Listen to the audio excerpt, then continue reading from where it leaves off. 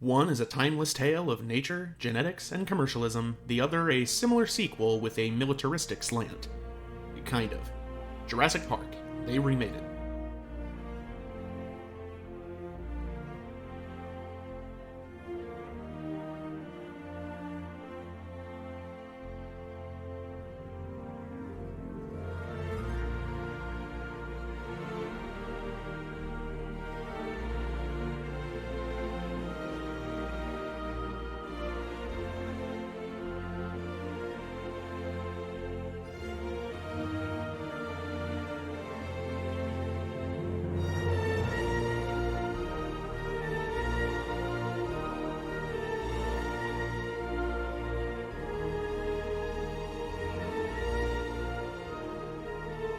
Hi, and welcome back to another episode of They Remade It. I'm your host, Stuart.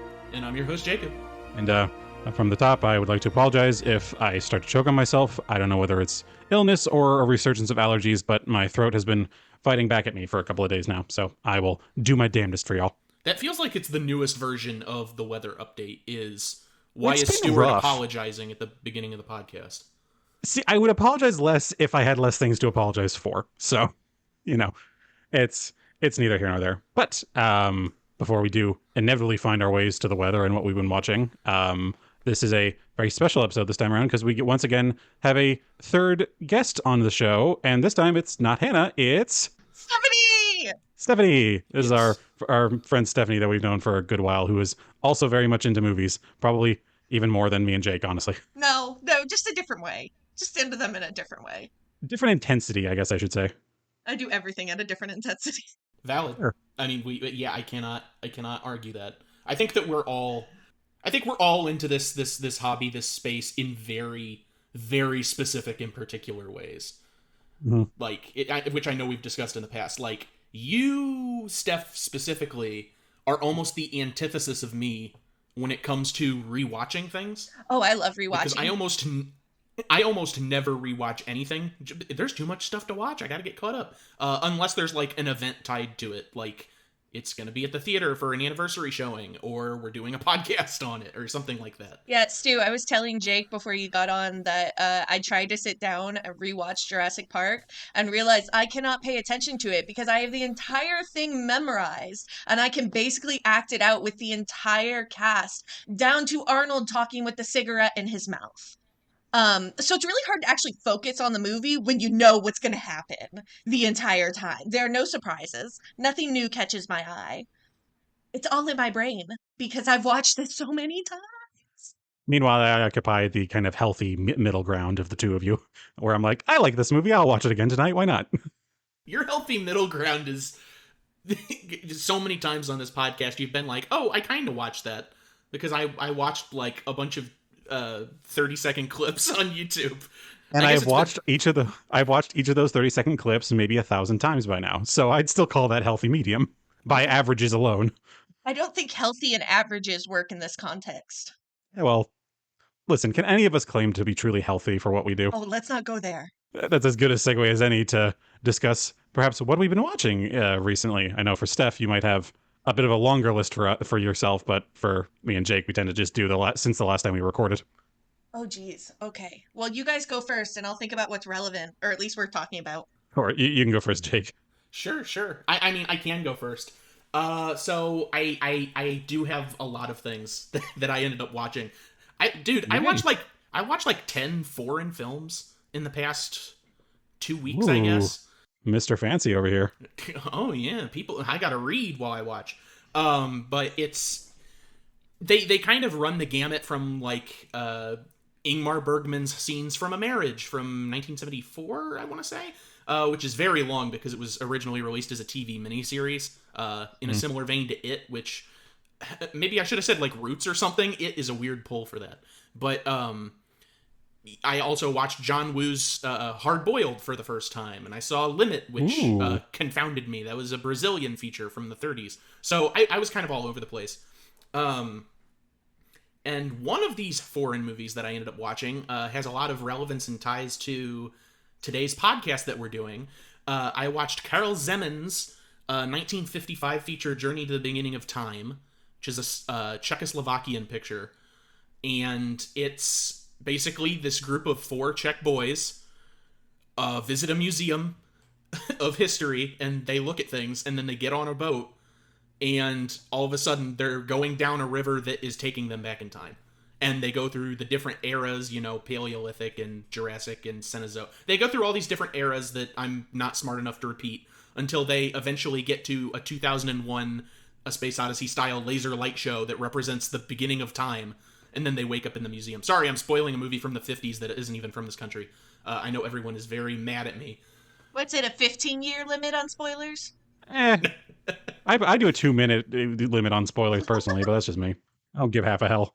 Whenever I'm talking about things that are new in theaters, I'll usually say spoiler alert, even if it's something I don't care about. But if it's older than like 5 years, I really don't care. Especially this, because no one's going out and seeking this after I'm talking about it. Sorry. I was also going to say, from what you were describing further and further on, I was just kind of thinking, I'm pretty sure Jake might just be describing one of those one of those sit and ride things from Disney in the early 50s, where you're like, I don't know, what's the one where you get shrunk down and you like look inside like a snowflake molecule or something? It's like that. Yeah, you're just describing a ride from Disney. Yeah. Well, I lied. I didn't watch a movie. I went to Universal Studios in Florida, and after this, I immediately went on the Minions Dark Ride. I had to get all those dinosaurs out of my mouth, stare at those juicy yellow asses. Oh God, no! No, you're not fine, Jacob. Jacob, you are not fine with that sentence that you just said. Oh my God. So back on this escalated. Back on to Journey to the Beginning of Time. There's not a lot there meat wise as far as like a story or a plot's concerned, because it's literally these boys are on a river. One of them is kind of giving narration about scientific facts as they go. The real cool thing is that it's all the visuals for the 50s, right? They have stop motion effects in the dinosaurs. They have some close up puppets when like a brachiosaurus will lean into the canoe that they're riding in and tip it over. They got really nice matte paintings to represent the backgrounds.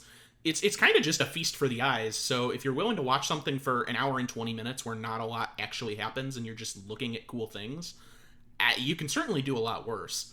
Sounds like a good movie to watch high. I mean, yeah, not probably, that you would know. Especially the end, when it's just colors flashing on the screen. I still don't know what that's supposed to represent, protozoa, but regardless, the Big Bang. Maybe. Well, it's in the future.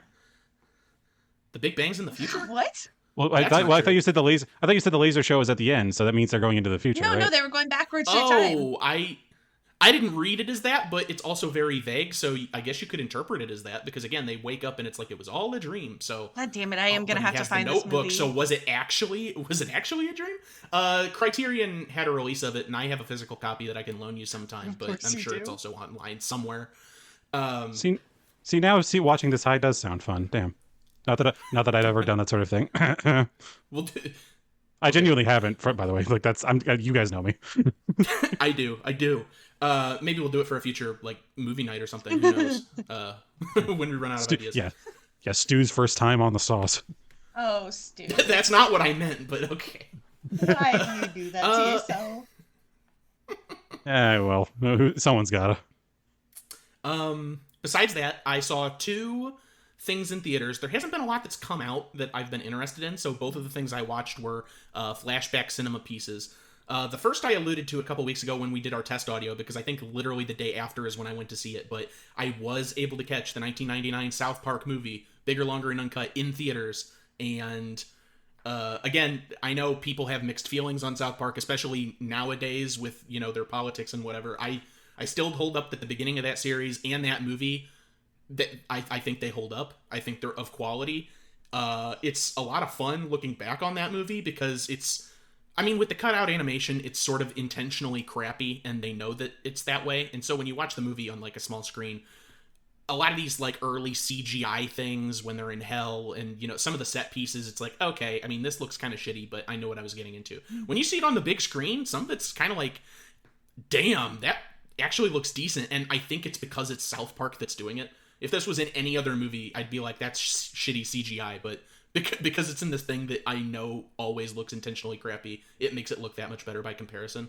I don't know. I had a good time. Like I said, I still think it's a good movie. It's a fun musical. It was a sing-along version, which I wasn't a fan of that, but the theater wasn't really singing, so that's fine. Though whatever poor intern they paid to do the song lyrics, they fucked a lot of them up, so it wasn't even like an accurate sing along. I was like, well, that's not how those words go. That's even better though. I hope that was beautiful. just someone that threw it together for this theatrical showing, and that wasn't something that's been on the DVD for 20 years. But what do I know? And yeah, that's the South Park movie. The other thing is, it's been close to a decade since I've seen this movie, but to round out June, they did bring back Jaws for the theaters, and so I got to see it for the first time on the big screen. Because again, I've seen all the Jaws movies before, but it's like shitty HBO whatever cuts, so it's on the small whatever. Fun movie. Your town has so many. The area you live has so many cool re-releases. Mine doesn't have shit. During COVID, Really? like that first summer, 2020, our local theater re-released Jaws for the entire summer, I think. And my parents and I went to see it like 3 separate times because I'd never seen it in theaters, and both of them had. And that part where like the guy comes out of the boat and like it's a little bit of a jump scare on the big screen, I think I pissed my pants. It was amazing. Yeah, I mean, that, and when the shark that, and when the shark first appears out of the water when they're chumming it, Yes. like those got big, oh my God. those got big reactions on the, and that's the thing with both the South Park movie and Jaws in this respect, where it's like, I've seen these movies before, but seeing them with an audience is a completely different experience. Like, I know that the guy's coming up, and a lot of the people in the theater know that the guy's coming up from the boat. But when it happens, you still get that reaction. That's why I think that even the worst comedies can do pretty well in a theater. Because if there's a couple people laughing, you're probably going to get the whole theater laughing, even if it's some dumb shit like Don't Mess with the Zohan or fucking I don't know. Yeah, I was going to say, Adam Sandler still has a career for that on that basis. Exactly. Well, Hey, I don't know the last theatrical thing he did. Was it Uncut Gems? His movies are also funny when you're drunk. So like, people. That's not the ringing endorsement you think it is. It's not a ringing endorsement. That's what I'm saying. I'm saying as long as he's got theatrical releases and drunk people, he's fine. And he will always have both of those things. Well, hey, the theater by me also sells booze, and it's not even an Alamo Draft House. So maybe we're keeping Adam Sandler alive in my town, is what I'm saying. But yeah, Jaws is also, it's just as good as you remember it being. It still holds up perfectly fine, and it was a great way to round out the month of June. I'm glad I got to watch it. And as far as you mentioning that flashback cinema thing, Stu, my theater's been doing it for forever, partnered through Fathom, and like they released the calendar at it's not like a last minute decision. They have, because, well, I mean, you have to get legal rights to screen a lot of these movies, but they put out a calendar at the beginning of the year, and already I'm planning, like, I think Rear Window is one of the ones that's going to be next month, and I'm like, oh, I'd love to see some Jimmy Stewart on the big screen. And I know that they're going to be getting White Christmas in December, which might be fun. So, I don't know. It's, yeah, I like the theaters by me. Maybe I'll see White Christmas in December, unless it lines up with Sonic 3, because obviously you and I will be seeing that instead, Stu. Oh. Yeah. Road trip. But that is it for me. We'll move on to you. Cool. Mine is going to be tragically short, just because it's been a very busy couple of weeks for me. Mainly work, and then I had some family come down for the 4th. Pretty much, I think the only film I ended up being able to see was The American President, which is a Michael Douglas romantic comedy where he plays the president trying to date someone. Ew. And it's fine. It's cute. There are moments in it where I was like, wow, the only thing that has changed on a political level here is that people are now less polite. And that's about it. When did this come out? I can't believe you've stumped me with a movie. Like, I know, man, my mom said to like put it on to watch for the 4th, and I had fully never heard of it. It's just called The American President. It's like, you wouldn't think it from anything with that name. You'd think it would just be like a documentary of anything. But yeah, this came out like mid 90s, I think, like 95 maybe. Maybe 98. So yeah, I mean, it's a fine movie. It's got Michael Douglas in the main role. Actually, it has Martin Sheen in it as well. So it's like, this is your favorite. This is like in the middle of like, I think this might be in the midst of The West Wing being a show. So it's just kind of funny seeing him in a role that wasn't the president. But yeah, it was fine. You just know why that movie kind of was harmless. made in the late 90s, right, Stu? Why? Because Bill Clinton was a sex icon. And so there were Fair. a bunch of white women thirsting over the president, and Hollywood's like, oh, we can capitalize on this. Honestly, points for bravado. I'll give it to him. Yeah, honestly, there are worse reasons to make a movie. I mean, that plot just kind of reminds me of... oh my god. Of every romantic comedy? Like, well, yeah, of but I that mean, period? specifically with the president. What's that fucking Valentine's Day movie? Sucks shit, and it's like 80 different stories of all these people. Valentine's Day? Fuck, what?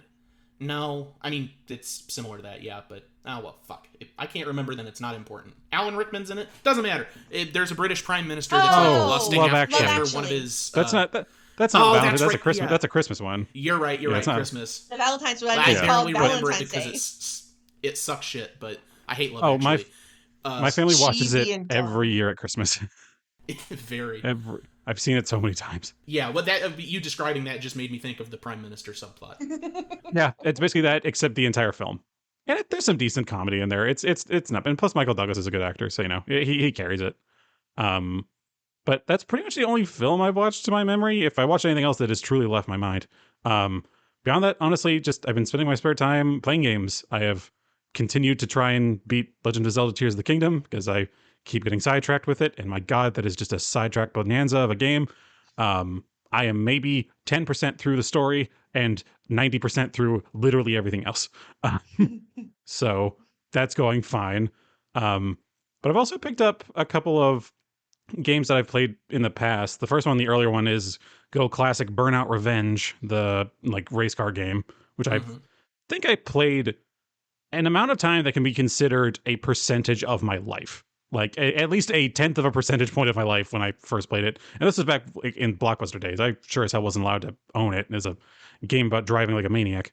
But that's been fun. That's, it kind of, it holds up. Honestly, it's not near as commitment heavy as so many games are nowadays. You have to put in so many hours. You just can kind of go in there, run a few, challenges and races and stuff, and then just kind of stop. There's no real need to keep obsessing over it, which is nice. Was this on sale recently or something? It was, yeah. I got it on sale for $5. It was it was on Xbox. I was gonna say because it was funny that you specifically brought up Burnout Revenge, since it's had such a meme renaissance in just the past month. Has? Yeah, because of the Adult Swim show Smiling Friends.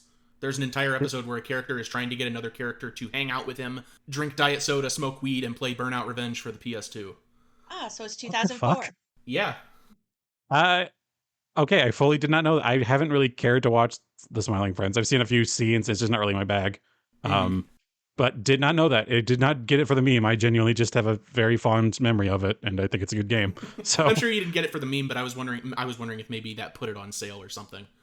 Potentially, I guess. That was that's actually it. That's really funny. Ironically, I also don't have it for PlayStation. I have it on Xbox. But yeah, that.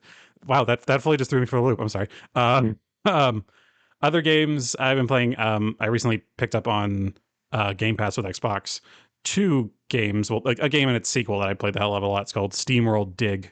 The SteamWorld series is kind of a mixed bag. It's an IP that's had a lot of different iterations. One time it had a turn-based combat game. Another one had a city building sim, and I think this was the first one. You literally just play a steampunk cowboy robot digging in a mine and just kind of. It's a very simple game. It's a pretty short one overall. I just love the aesthetic, and I just think it's just some quick and easy fun. That and its sequel. Not really a lot to be said about that one. And the last one I got that was also on Game Pass, Journey to the Savage Planet. Don't know if you've heard of that one, either of you, really. It is a Metroidvania-ish thing where you're this explorer trapped on this kind of strange alien world, and you have to kind of, explore throughout it. The key crux of it being is that it's meant to be like a comedy game where it has a lot of stuff about ultra future capitalistic kind of things and how wacky this whole world is. Honestly, the comedy is kind of It's the kind of comedy that feels like it's trying very hard and it's just not really working out for most of the time.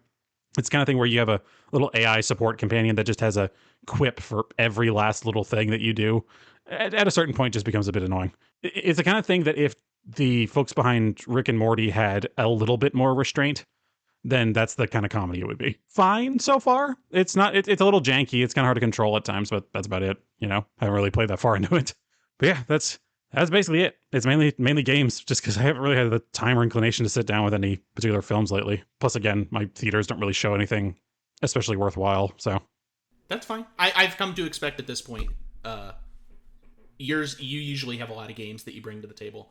which is a perfectly fine mix because those are the ones we usually get the most traction with on social media. Because every time I mention, "Hey, Stuart's been playing this game," we get pinged by like the developer or something and say, "Hey, thanks for playing the game." I think the composer of the video game Chants of Sonar was very happy that you'd been playing that game recently. Oh, cool. So, Yeah, that's actually really cool. And I love the music of that. So, shout out to him or them, whatever.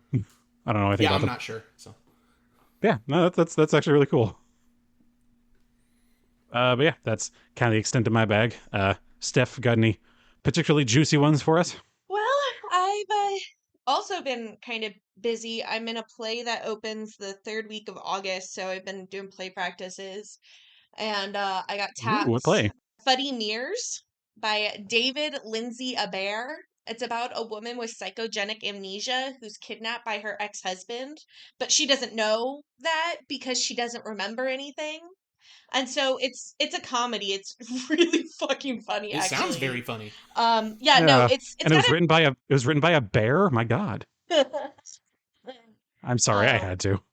But yeah, no, the cast is the woman with amnesia, her ex-husband who's deformed and speaks with a lisp, her current husband who's a very positive man with a very dark past, her 17-year-old son who is high out of his mind for the entire play, her mother who's had a stroke and can't speak clearly, so you actually don't pick up on anything she says, but that does not keep her from talking, and an ex-con and a police officer who's been kidnapped. I played the kidnapped police officer, and Not what I would have guessed. it is really, really hard for me not to be laughing the entire like my character is angry. I am angry, which is how I got the role because you guys know I do that so well.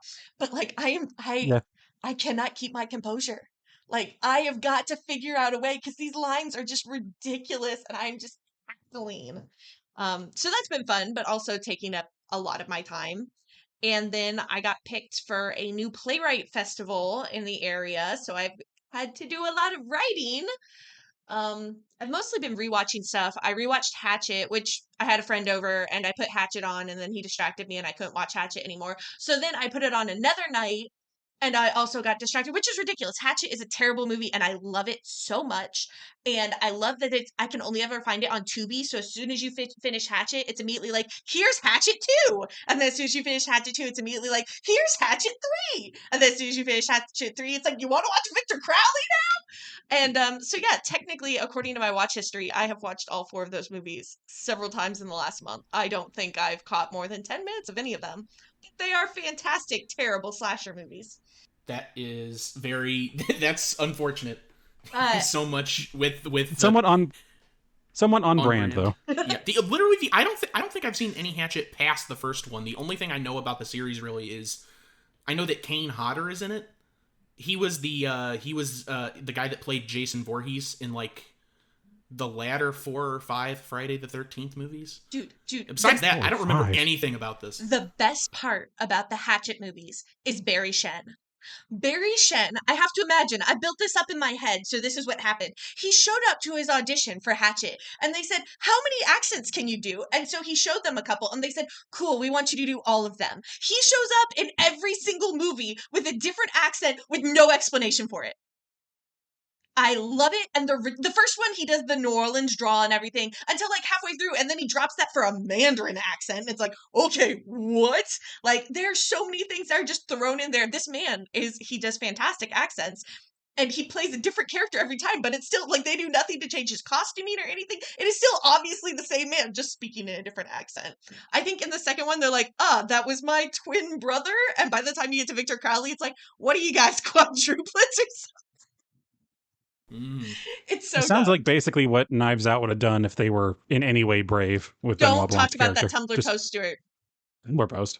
You don't remember that? When Knives Out came out, the first thing that like gained traction was for every sequel, Ryan Johnson should have Daniel Craig doing a different, ridiculous, terrible accent.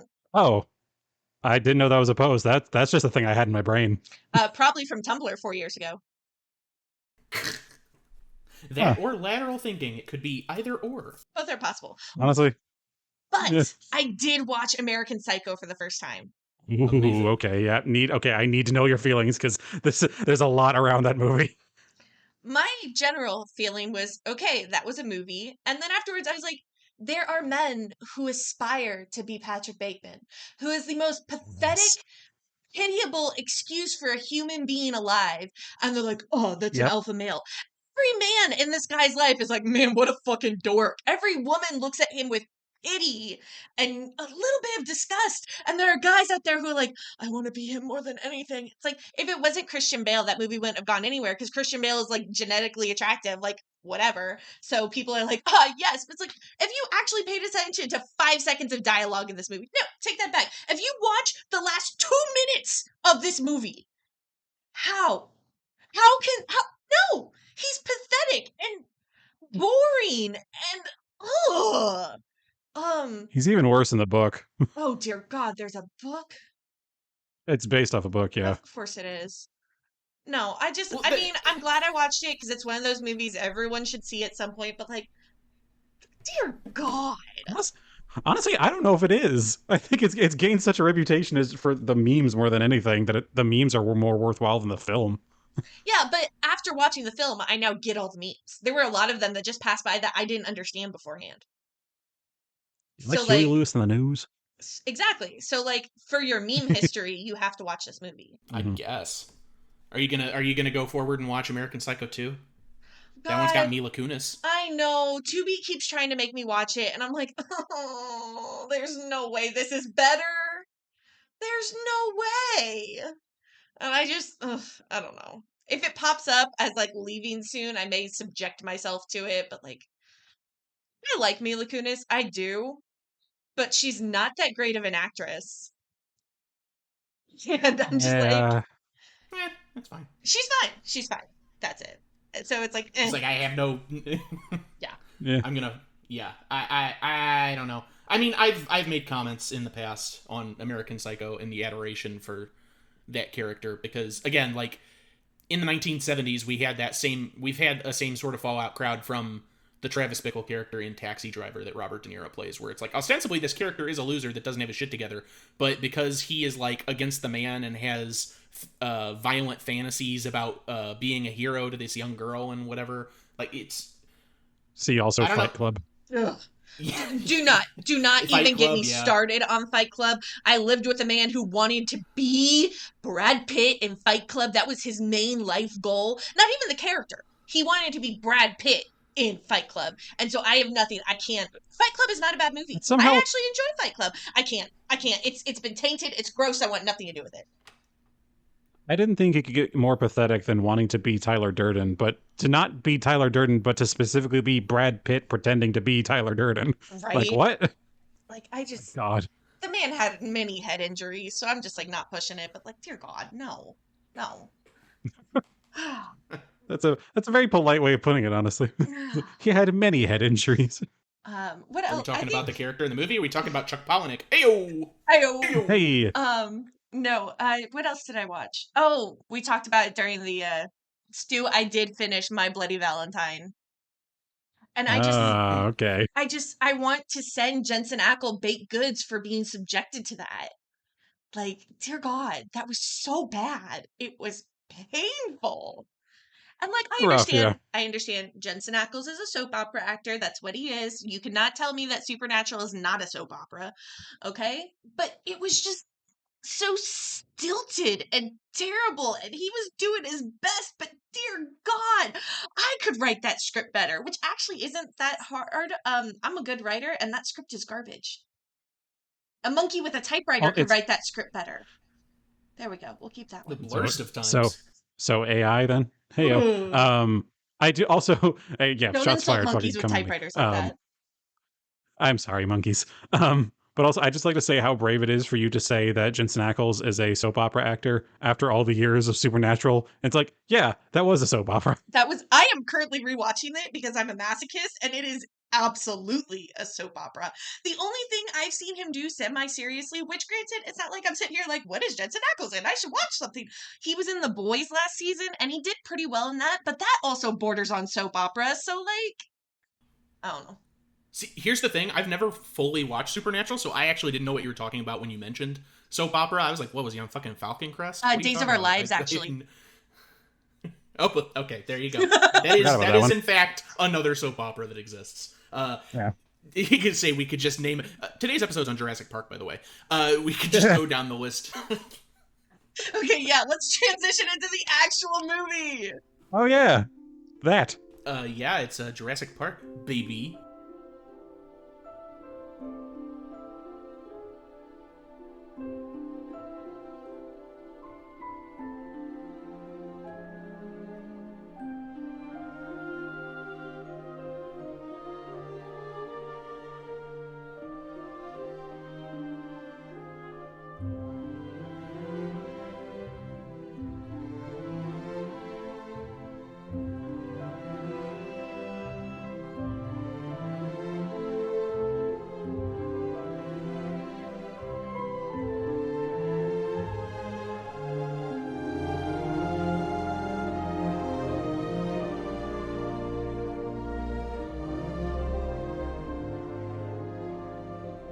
And just as a reminder, you can always go to the description of the podcast, wherever you may listen to this, and check out the timestamps if you wish to skip the synopsis.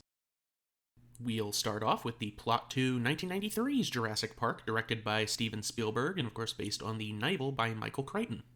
Industrialist John Hammond, played by Richard Attenborough, has created Jurassic Park, a theme park of cloned dinosaurs, on the tropical island of Isla Nublar, located off the coast of Costa Rica. After a velociraptor kills a dinosaur handler, the park's investors, represented by lawyer Donald Gennaro, played by Martin Ferrero, demand a safety certification. Gennaro invites chaotician Ian Malcolm, played by Jeff Goldblum, and Hammond invites paleontologist Alan Grant, played by Sam Neill, and paleobotanist Ellie Sattler, played by Laura Dern. Upon arrival, the group is shocked to see a live Brachiosaurus and other dinosaurs. At the park's visitor center, the group learns that the cloning was accomplished by extracting dinosaur DNA from prehistoric mosquitoes preserved in amber. DNA from frogs, among other animals, was used to fill in gaps in the dinosaur's genome. To prevent breeding, the dinosaurs were made female by direct chromosome manipulation. The group witnesses the hatching of a baby velociraptor and visits the raptor enclosure. During lunch, the group debates the ethics of cloning in the park's creation. Malcolm warns of the implications of genetic engineering and scoffs at the park's design, saying it will inevitably break down. Hammond's grandchildren, Lex and Tim, played by Ariana Richards and Joseph Mazzello respectively, join the others for a tour of the park while Hammond oversees them from the control room. Most of the dinosaurs fail to appear, and the group encounters a sick Triceratops. The tour is cut short as a tropical storm approaches. The park employees leave for the mainland on a boat while the visitors return to their railed electric tour vehicles, except for Sattler, who stays behind with the park's veterinarian, Dr. Harding, played by Gerald R. Mullen, to study the sick Triceratops. Jurassic Park's disgruntled lead computer programmer, Dennis Nedry, played by Wayne Knight, was previously bribed by Louis Dodgson, Cameron Thor, a man working for Hammond's corporate rival, to steal frozen dinosaur embryos. He deactivates the park security system to access the embryo storage room and stores them inside a container disguised as a Barbasol shaving cream can. Nedry's sabotage cuts power to the tour vehicle, stranding them as they near the park's Tyrannosaurus Rex paddock. Most of the park's electric fences have also been deactivated, allowing the Tyrannosaurus to escape and attack the group. After the Tyrannosaurus overturns the tour vehicle, it injures Malcolm and devours Gennaro, while Grant, Lex, and Tim escape. On the way to deliver the embryos to the island's docks, Nedry gets lost in the rain, crashes his Jeep Wrangler, and is killed by a venom-spitting Dilophosaurus. Sattler helps the game warden, Robert Muldoon, played by Bob Peck, search for survivors. They find Malcolm just before the Tyrannosaurus returns and chases them away. Grant, Tim, and Lex take shelter in a treetop and encounter a Brachiosaurus herd. They discover the broken shells of dinosaur eggs the following morning. Grant concludes that the dinosaurs are breeding, which is possible because of the amphibian DNA. Animals like West African frogs can change their sex in a single-sex environment, enabling the dinosaurs to do so as well. The three later encounter a Gallimimus stampede being hunted by the Tyrannosaurus. Unable to decipher Nedry's code to reactivate the security system, Hammond and Chief Engineer Ray Arnold, played by Samuel L. Jackson, decide to reboot the park's systems. The group shuts down the park's power grid and retreat to an emergency bunker while Arnold heads to the maintenance shed to complete the rebooting process. When he fails to return, Sattler and Muldoon head over, discovering the shutdown has released the Velociraptors. Muldoon distracts two of them while Sattler turns the power back on before being attacked by a third and discovering Arnold's severed arm. Muldoon, simultaneously, is caught off guard and killed. Grant, Tim, and Lex reach the visitor center. Grant heads out to look for Sattler, leaving Tim and Lex inside. The Rattlers appear and pursue Tim and Lex throughout a kitchen, but they escape, locking one in a freezer before joining Grant and Sattler. The group reaches the control room, and Lex restores the park systems, allowing them to contact Hammond, who calls for help. As they try to leave, they are cornered by the two remaining raptors, but the Tyrannosaurus appears and kills them while the group flees. Hammond arrives in a jeep with Malcolm, and they board a helicopter to leave the island. Now on to the plot of 2015's Jurassic World, directed by Colin Trevorrow. Brothers Zach and Gray Mitchell, Nick Robinson and Ty Simpkins respectively, visit Jurassic World, a dinosaur theme park on Isla Nublar, of which their maternal aunt Claire Deering, played by Bryce Dallas Howard, is the operations manager. Claire assigns her assistant Zara, played by Katie McGrath, as the boys' guide, but they evade her and explore on their own. Elsewhere on the island, Navy veteran and ethologist Owen Grady, played by Chris Pratt, has been training a Velociraptor squad composed of Blue, Charlie, Delta, and Echo, and researching their intelligence. Based on the Raptor's ability to follow commands, the head of Engine Security, Vic Hoskins, played by Vincent D'Onofrio, believes that the animals can be weaponized, an idea Owen and his assistant Barry vehemently oppose. Before its opening, Claire and park owner Simon Masrani, played by Irfan Khan, inspect the park's newest attraction, the Indominus Rex, a transgenic dinosaur created by geneticist Dr. Henry Wu, played by B.D. Wong, reprising his role from the first film. Masrani tasks Owen with evaluating the enclosure's security. Owen warns Claire that the Indominus lacks social skills, making it dangerous and unpredictable. When the Indominus seemingly escapes her compound, Owen and two park workers enter the enclosure. The Indominus, which can camouflage itself and mask its heat signature, suddenly appears and devours the other two men, but Owen manages to survive. However, the Indominus escapes from its paddock and into the island's interior. Realizing that it is highly vicious and intelligent, Owen advises Masrani to have the specimen destroyed, but to protect his company's investment, Masrani dispatches a specialized unit to subdue it with non-lethal weaponry so that it can be safely returned to its paddock. After the unit is slaughtered, Claire orders the evacuation of the island's northern sector, while Masrani ponders Owen's warning and accosts Wu. While exploring the park in a tour vehicle, Zach and Gray enter a restricted area. The Indominus arrives and destroys the vehicle, but the boys narrowly escape. They find the ruins of the original Jurassic Park Visitor Center, repair an old Jeep Wrangler, and drive back to the park resort. As Claire and Owen search for the boys, they barely escape the Indominus as well. Masrani and two soldiers hunt down the Indominus by helicopter, but it breaks into the park's aviary. The Pteranodons and Dimorphodons, startled by the Indominus, flee the aviary and fly into Masrani's helicopter, resulting in it crashing and killing its passengers, before converging onto the resort and attacking everyone, including Zara, who is then devoured by a Mosasaurus. Zach and Gray find Owen and Claire at the resort as armed personnel shoot down the pterosaurs. Assuming command, Hoskins orders the Raptors to be used to track the Indominus, whereupon Owen reluctantly complies and spearheads the assault with the Raptors. Upon finding the Indominus, the dinosaurs begin communicating among themselves. Owen realizes that the Indominus has Velociraptor DNA, and it usurps Owen's command of the Raptors, becoming the pack's new alpha. Troops fire on the Indominus, but it escapes. The Raptors slaughter most of the soldiers, while Charlie is killed in the chaos. Hoskins evacuates Dr. Wu and the dinosaur embryos from the island to protect Dr. Wu's research. Owen, Claire, and the boys find Hoskins at the lab securing more embryos, but Delta breaks in and kills him. Owen restores his bond with the three surviving raptors before the Indominus reappears. They attack the hybrid, but Delta and Echo are killed while Blue is knocked unconscious. Claire releases Jurassic Park's veteran Tyrannosaurus Rex from its paddock and lures it into a battle with the Indominus. The Indominus eventually gains the advantage over the Tyrannosaurus until Blue recovers and joins the battle. The duo overwhelms the Indominus until it gets cornered at the lagoon's edge, where it is dragged underwater by the Mosasaurus. The survivors are evacuated and the island is abandoned once again. Zach and Gray reunite with their parents while Owen and Claire decide to stay together. And that's pretty well it for both movies. Alright, yeah, so, let's hop into Full Circle.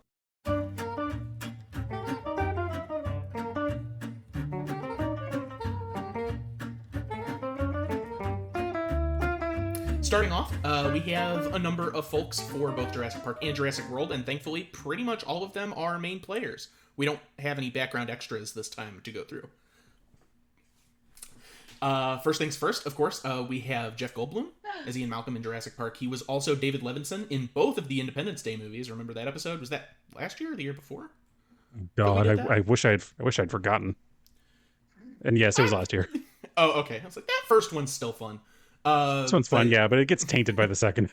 That's true. He was also Seth Brundle as Brundlefly in The Fly, 1986's The Fly. David Cronenberg, great movie. Moving right along, director Richard Attenborough, lest we not forget that he directed the Best Picture winner Gandhi, but he was John Hammond in Jurassic Park. He also played Kris Kringle in the 1994 remake of Miracle on 34th Street. Did he really? Yes, that's the one with Mara Wilson as the little girl. Is that right? That sounds right, so I'm going to go with it. And also, it still wasn't huge on his, being used as Mr. Kris Kringle. Bit too creepy of a laugh. Yeah. Oh, dude, that was very uncomfortable. It's funny because he does Jurassic Park in 93, and then in 94, it's like, yeah, I'll be in the Miracle on 34th Street remake as Santa Claus. So, public perception of Richard Attenborough at its finest. Moving right along, we have Samuel L. Jackson, one of his least referenced roles, I would think, as the Arnold character in Jurassic Park. We heard him as the narrator in the Quentin Tarantino version of Inglourious Basterds. He was Nick Fury in Captain America: The First Avenger. We did an MCU episode, folks. And he was Pat Novak in the RoboCop remake. It's 2014. Okay, I almost totally forgot about that one for sure, even more than the MCU one. Yeah, we did RoboCop. We did RoboCop and Judge Dredd almost back to back, which is psychotic for me to think about. Yeah, that's wild. Why did we do that? Why did we burn? We burnt off good material. Lastly, for Jurassic Park, we have Wayne Knight, my favorite, my king. Wayne Knight as Dennis Nedry.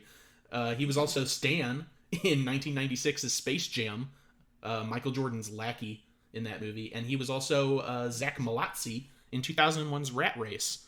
He's the one that's transporting the replacement heart, and Rowan Atkinson Mr. Beans it out of the vehicle. I sometimes wish I could forget that movie. Not a good one. Not a good movie. Yeah. All right. Moving on. Jurassic World. We have Bryce Dallas Howard as Claire in Jurassic World. She was also a surprised who in How the Grinch Stole Christmas. I wonder why she was in that movie. Maybe her daddy directed it. Who knows? Chris Pratt was Owen in Jurassic World. And wouldn't you know it, he voiced Mario in the Mario Bros. Movie that we talked about last year when that came out. Yeah, remember when that happened? Everyone. Sorry, I'm just throwing up a little bit in the back of my mouth. That's fine. Fair. I take it I was the only one that saw Garfield, so we don't have to go into that. God. Only person ever. I was alone in the theater. Yeah, world revenue, $8. Speaking of Samuel L. Jackson, Garfield. Moving right along from that, Irfan Khan was Masrani in 2015's Jurassic World. He was also Rajit in 2012's The Amazing Spider-Man. For those who don't really remember that movie, he was the scientist at Oscorp that worked with Dr. Kurt Connors before he became the Lizard. Forgot he was in that. Yeah, my God. I love that movie. The Amazing Spider-Man? Yes. Nice. In the sequel, that's for sure. Andrew Garfield's wonderful. He is. He's a good Spider-Man. I'll never get over that line. Why is your face so dirty? I was cleaning the chimney. We don't have a chimney. What? Premier character. It's just wonderful. Sequel has Paul Giamatti in it. So, moving right along, we have Judy Greer, who played Karen in Jurassic World. Funnily enough, she was the mother character in 2018's Halloween, also named Karen. And she was the teacher in 2013's Carrie. She does have a name, but I cannot pronounce it. Yeah, I can't either. It's just kind of a garbled noise in my head when I read the book. Oh, yeah. But finally, Vincent D'Onofrio was Hoskins in Jurassic World. We just talked about him last October, I believe, because he was Edgar in 1997's Men in Black. Great actor. Personal favorite. He is a great actor. Oh my God, that is him! And worked with Kubrick in Full Metal Jacket. I'm a fan. Yep. I like D'Onofrio. But that is it for Full Circle. Surprisingly robust one this time around. Sometimes it's kind of thin. Yeah. This one was meaty, and they were all big players. None of them were like background nobodies. No Fair. offense to background nobodies. Oh, yeah. You are what you are. There were not a lot of extras or anything in the original. Now Jurassic World, obviously, it became somewhat famous for it. See Jimmy Buffett. Jimmy Buffett carrying 2 margaritas. It might as well be a fucking Roland Emmerich movie, like Disaster Scale. Oh my God. Speaking of Independence Day, we were just talking about, or fucking Good Moonfall, or whatever other, world falling apart movie he makes. Do not reference the Moonfall movie in our show. I am not the first person to have brought that up. I know. I certainly was the one who did, but still, the more I remember that exists, the more my life feels devoid of meaning. With the exception of the scene at the dig in the Badlands and when they're doing the tour, when they're on the ride in the first one, there are no extraneous unnamed characters in Jurassic Park. Yeah, it's very tight, which I like. It's not. I couldn't call it a bottle movie because it is so opened up to the rest of the island. It's not something like 12 Angry Men where you're confined to a courtroom, but it is a very tight-knit cast where everyone has, very specific and specified roles. Even the B.D. Wong character, who shows up as a major villainous player in the sequel series, like he is still there and he has an important role to play, even if it's not really expanded on until decades later. But we're moving off a Full Circle. We're clearly moving into opinions of the movies right now. I am going to get a drink and let you two have your initial thoughts. Sure, I'll go ahead and lead into it a bit. And I think that kind of like going right into it, honestly, just the concept of the difference in scale just on the cast alone. I didn't even really realize it until after finishing World how much of an impact that actually has.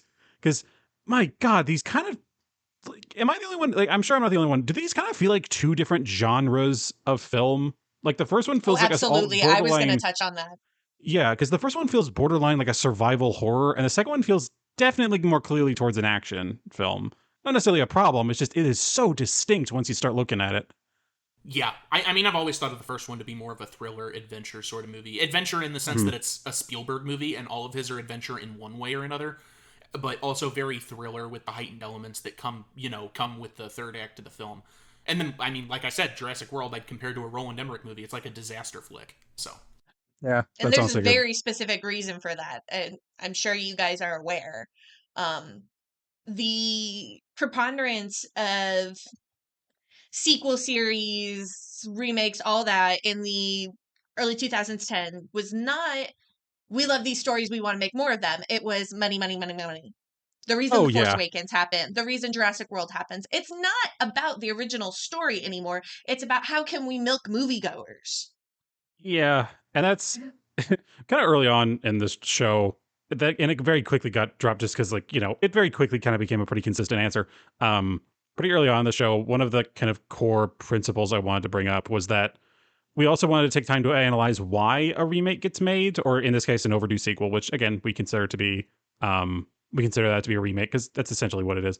Um, Yes, 100%. but it's and it really did get dropped pretty early on because in a few cases, yes, it's because either in the case of it being a sequel, it's because someone truly believed that this story, this world could continue with a story continuing off from the original. See, like Blade Runner and Blade Runner 2049.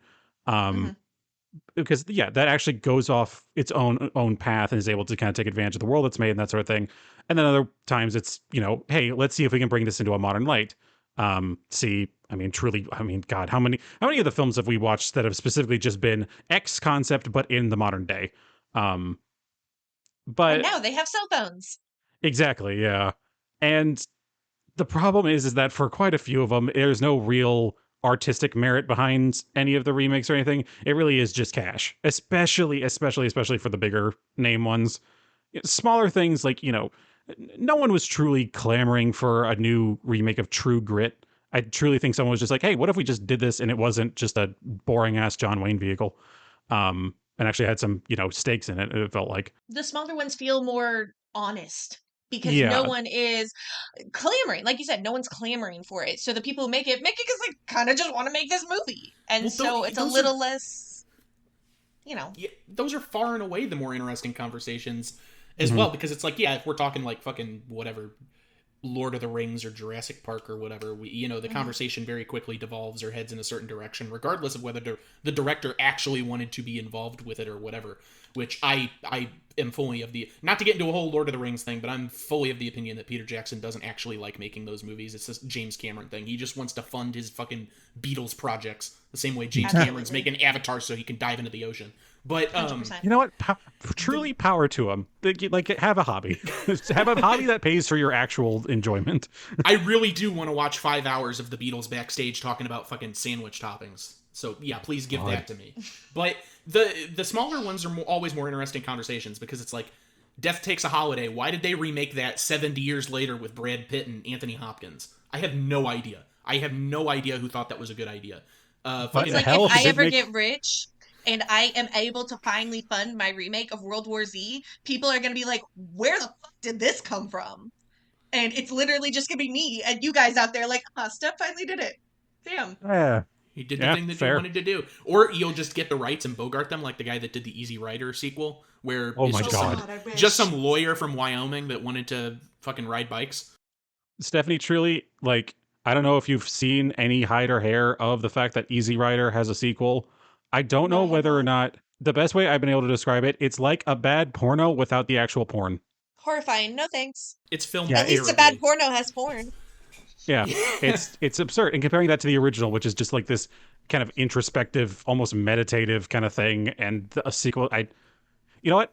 I'm not going to give it the time of day. I could go on. I Yeah, don't really please, want to. please. So, But so I got something to say. Sure. And I've been trying to so I actually rewatched Jurassic Park again today at work because I was trying to frame this in my head the right way. And what it really comes down to is, I know I said I wouldn't do too much of this, and I promise I will keep it light. Sure. Michael Crichton helped write the script for the original Jurassic Park movie. Okay? Yeah. Michael Crichton had a story to tell. And granted, it was the same story Michael Crichton always tells. Hey, it's chaos out there, and as soon as you put man in the mix, shit's getting fucked up. That is every Michael Crichton story. Now, granted, And also, he is a wonderful I hate and amusement imaginative parks. man. Yes, also that. See, He also tells it Westworld. in beautiful ways every time, so it's worth it every time. But he had a story to tell. And so many times when I was watching Jurassic Park as a kid, so before I was doing movie theory or any of that nonsense, I would think to myself, okay, but if if Hammond gave Dennis Nedry a little more money, if Dennis Nedry timed out the shutdown better, had done it earlier in the day, gotten to the dock at a reasonable time, none of this shit would have happened because it wouldn't have timed out with the storm, which helped take out the power and all of this. But that's not the way the world actually works, okay? Not to be too Ian Malcolm here, but chaos, okay? Yeah. Mm-hmm. Jurassic World doesn't have a story to tell. Jurassic World it doesn't. tries a little bit. They try. If you're really paying attention and really forcing it, oh man, it isn't so fucked up how people want money. But it's like, no, that is not like you're trying to throw a capitalist dig in here. The places that charge $17 a soda. Like, come on, Vincent D'Onofrio, get over yourself. Okay? No, there's no story in it. And you pick it up on the the obvious there's no story. It feels so cheap. And there are so many characters throughout the movie that point out the cheapness. Okay? Jake Johnson's character, Lowry, who I thought was Larry the first couple times and they were just saying his name funny. No, his last name is Lowry. It's just bizarre. Anyway, he even says, that first park was legit. They just needed the dinosaurs and all this. It's like they're trying to say, oh yeah, capitalism sucks, man. We missed out on all this. But they're the ones doing it, and it just loses any meaning that could have been there. Yeah. It's kind of the cake and eat it too thing. Well, exactly. The problem with this is that it posits that it fully relies on the fact that the original Jurassic Park failed just because of a specific set of circumstances. And it's not the movie saying, well, I guess it is the movie saying in a very specific light, like, this idea works. Because there's nothing wrong with the commercial aspect of Jurassic Park in Jurassic World. There's nothing wrong with the park to that extent. The reason that it fails is because of, in the words of the movie, corporate greed and military takeover, which I don't think that the military overreach and, trying to turn dinosaurs into weapons, I don't think that's inherently a bad idea, but I do think it's a stale one. I just don't find it interesting. I'm sure there's some way it could have been done where it's like, oh, that's a neat take, but I have to say, fucking, for this entire 6-movie series at this point, Jurassic World Fallen Kingdom is the worst of all 6 of them. Hands down. But the auction is like a legitimately interesting idea. Yes. That's all I'll put out there. And to the end of kind of seeing how different these movies kind of take their premise, because I think fundamentally that's another one of the fundamental things is like how they kind of interact with this premise of, oh, what if they made dinosaurs into like a commercial park? Because yeah, that's the case in both movies. They just both handle it very differently. In the case of the original, the iconic scene, the scene at the beginning, the music swells, we see the Brontosaurus or whatever the proper term for it would be. We see that, and then we see every single movie has in some form. Yes. When the music swells and you're like, oh shit, dinosaurs. Yes, the one that I will always take as like the greatest movie, the greatest movie moment. Thank you. I couldn't remember if it was Brachiosaurus. The one I will always remember very fondly in my heart. Like that's where the moment the music swells, we see the animals, we see we see our characters reacting to it, and just the wonder of the situation. And then compare that to the same thing that they do in Jurassic World, where they have the music swelling, and it's them getting to their hotel room, and then the sweeping music is going over the extremely CG scene of watching over the main fairway, the main fairway of the park as they go to the main research center in the center and everything. And it's just you don't even see any dinosaurs in the shot. I mean, come on. I know this is. this is on the this is on the pettier side of it, I know, but it kind of goes to a larger issue, which I feel like there's going to be like we tend to sometimes be a little bit more even-handed with these movies. This time it's probably going to be a little lopsided, won't lie. But it kind of just goes to that wider issue of the first one has a very distinct focus on the dinosaurs. On the dinosaurs and then the interaction of chaos and nature and everything. The dinosaurs are basically just the vehicle of understanding, chaos, as you mentioned, Steph. And then Jurassic World's focus just really kind of just seems to be on one very particular dinosaur and what it is doing to the situation. It's like you said, it's like just it's a disaster movie. It's a tsunami movie if instead of a tsunami, it's a dinosaur. And see, here's the thing. There's that scene in the first one. Dr. Sadler, Laura Dern, God bless her, makes the comment, you have plants in this building that you picked because they look nice, but these are aggressive living things that will defend themselves if necessary. That's the first movie. These are aggressive living things who don't know that they were, which granted, the world has that line, but whatever, okay? These are living creatures that are just trying to live. Okay? Jurassic World is dinosaur monster scary. Yeah. And I will say, and this is into a wider thing that I'll probably go into kind of like a side tangent with it. I do like what they were starting to do with the idea of modifying, like having a genetically modified dinosaur, like one that they've custom built essentially. They've thought all been that genetically actually modified. exactly like, and I liked the idea of where that was going at first of, okay, now what if this is beyond the point of even the first movie where they were just bringing dinosaurs back? And obviously the statement of playing God was a big thing in the original, but now we're like really doing it. And I thought that was like another level of like, okay, we've somehow found an even deeper sub basement of the barrel. And when it comes to playing God and hubris, where's this going to go? And that just didn't really go anywhere. It just kind of was like, oh, this is just a very scary monster. Well, It's Jurassic like, World had opportunities to take it to deeper levels or exactly. to make things more fucked up, and 100%. it didn't. Here's the thought, a twisted thought. Instead of just a giant Indominus Rex, which, by the way, dumb name, and I know they kind of make that point in the movie, but again, have your cake and eat it too. It's a dumb name. Yeah, seriously.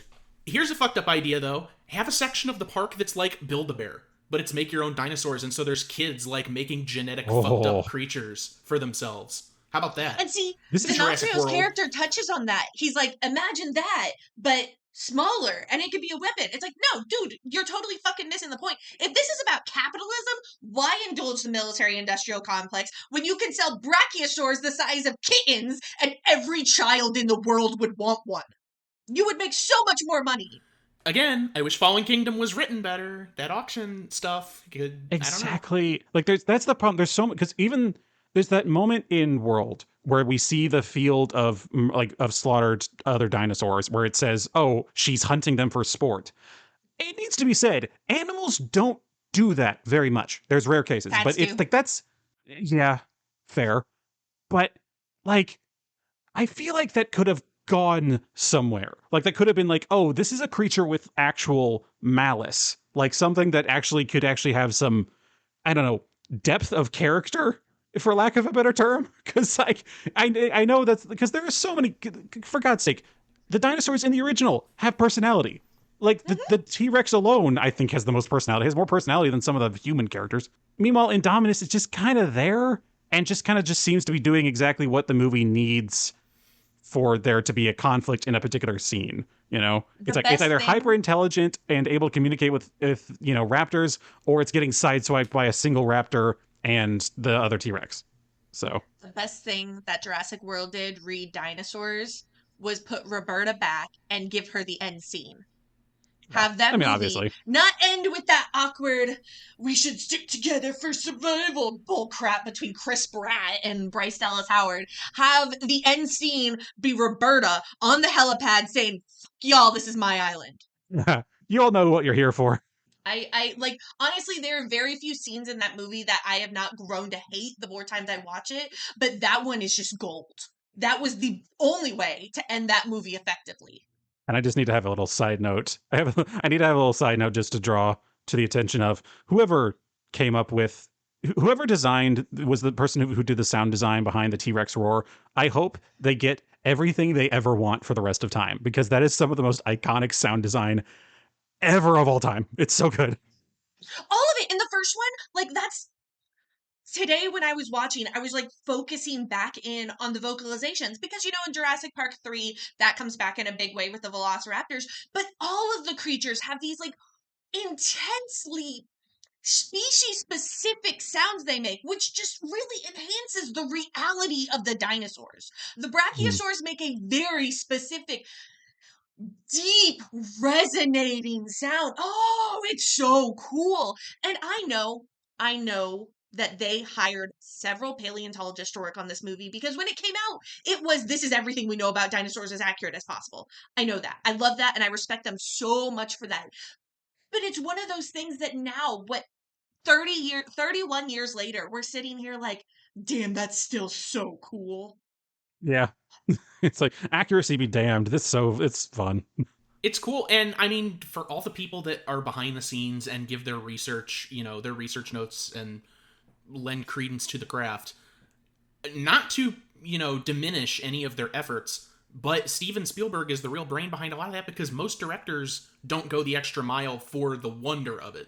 That's the real thing about Jurassic Park. It's an important story with great messages and a timeless narrative, but the spectacle of it that Spielberg's able to inject into most every one of his movies post 1998, possibly.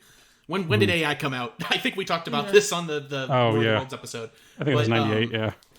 He has a real eye for being able to pull an audience, and it's like, yeah, there's a good story and narrative here, but this is a movie that you would love to rewatch on the big screen if you could, and that goes for a lot of his stuff.